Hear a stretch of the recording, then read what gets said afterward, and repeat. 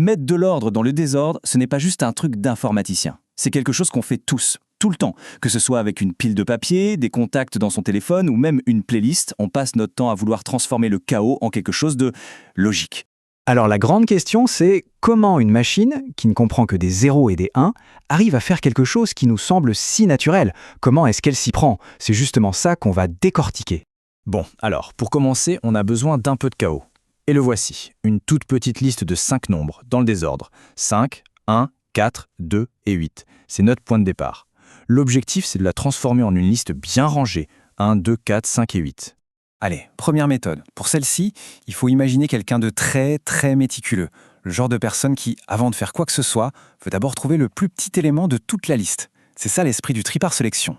Sa stratégie est simple, mais vraiment rigoureuse. D'abord, on scanne toute la liste pour trouver le minimum absolu.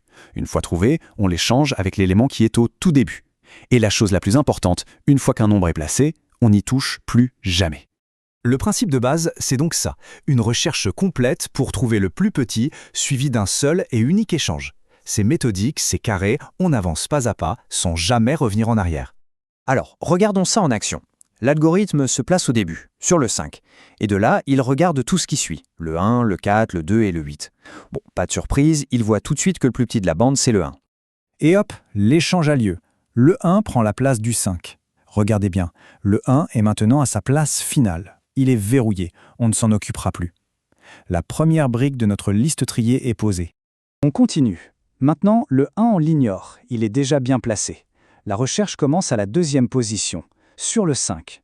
On compare ce qu'il reste, 5, 4, 2 et 8. Le plus petit de ce groupe, c'est le 2. L'algorithme fait donc l'échange entre le 2 et le 5, et voilà, notre partie triée s'agrandit.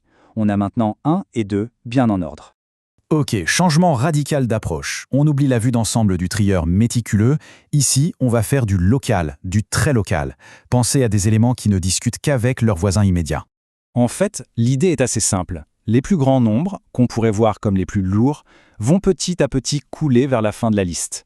Et en faisant ça, ils forcent les plus petits, les plus légers, à remonter vers le début, comme des bulles dans l'eau, d'où le nom. La logique ici, c'est une succession de micro-décisions. On regarde 2 éléments côte à côte. Est-ce qu'ils sont dans le bon ordre? Non? Alors on les échange. Et on passe à la paire suivante.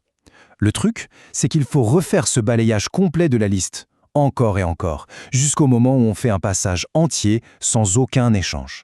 Alors, premier passage, c'est parti, on compare 5 et 1. 5 est plus grand, donc on échange. La liste devient 1, 5, 4, 2, 8.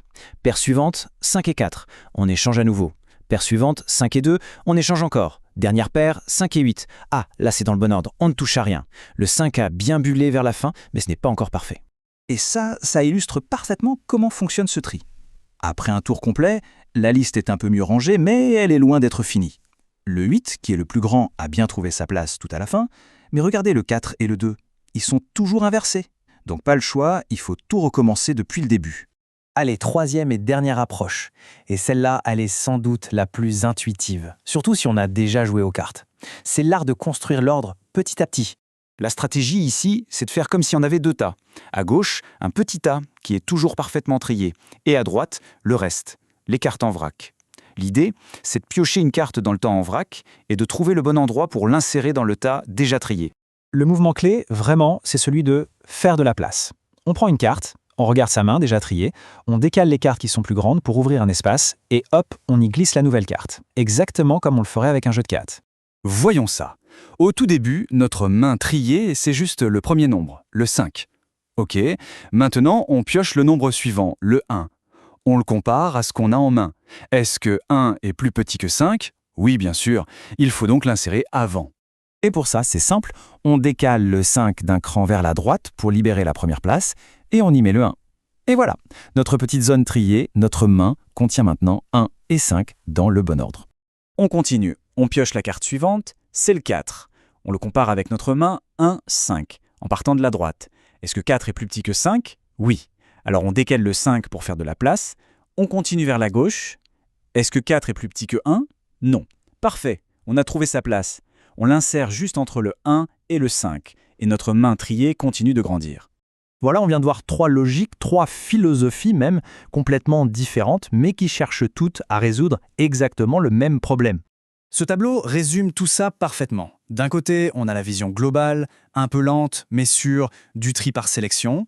Ensuite, l'approche très locale et répétitive du tri à bulles.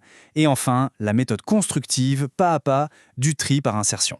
Mais ce qui est intéressant, c'est qu'au final, peu importe le chemin qu'on a pris, qu'on soit méticuleux, bon voisin ou joueur de cartes, on arrive tous exactement au même résultat. Le chaos est devenu de l'ordre.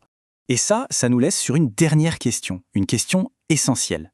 Si la destination est toujours la même, pourquoi est-ce qu'on s'est embêté à inventer autant de chemins différents?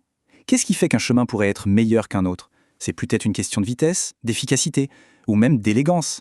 Et c'est à partir de là que le sujet devient vraiment, vraiment passionnant.